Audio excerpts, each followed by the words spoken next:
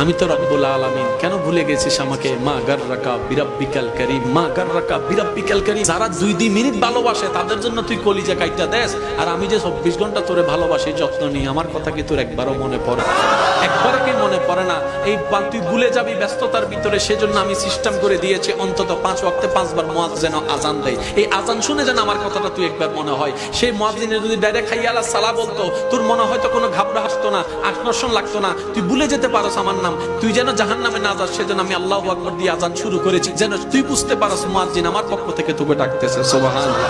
ও বান্দা, মা গাররাকা বিরাব্বিকাল কারীম, আমি কি তোকে সকাল নাস্তার ব্যবস্থা করে দিই নেই? তোর বউয়ে, তোর মা, তোর বোনে হয়তো রান্না করেছে, রেডি করেছে, কিন্তু নাস্তার রিজিকটা তো আমি দিয়েছি, পাউরুটির রিজিক তো আমি দিয়েছি, পানিটা তো আমি দিয়েছি, খাবার নিয়ামত তো আমি দিয়েছি, পাকস্থলী তো আমি দিয়েছি, হজম শক্তি তো আমি করিয়েছি। বান্দা সুবহানাল্লাহ। ও বান্দা, তুই যে দুপুর বেলা ঘরে আসবি কিংবা বাহিরে তুই খাবারটা খাবি, সেই খাবারটাকে বাদটাকে আজকে যেটা তুই রান্না করে দুপুর বেলা খেয়েছিস খাবি, ওই খাবারটা তোকে খাওয়ানোর জন্য 6 মাস আগে 7 মাস আগে আমি অমুক গায়ে কৃষককে মাঠে নামিয়ে দিয়েছি, দান হিসেবে ওটা তুলেছি।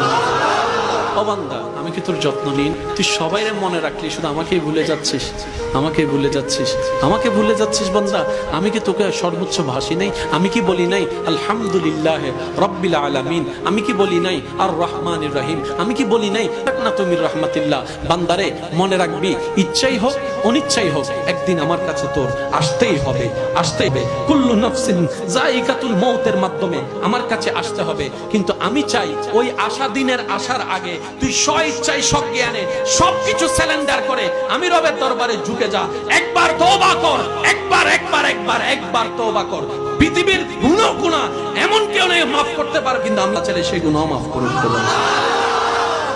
একবার শুধু তওবা কর, একবার কর, শুধু এতটুকু বল, মাওলা ভুল করছি, মাফ করে দাও। তোর এটাই বলা হয়ে যাবে। আফসোস আমাদের জন্য, সে মাওলার দরবার ফেলে আমরা দুনিয়াতে ঘুরতেছি।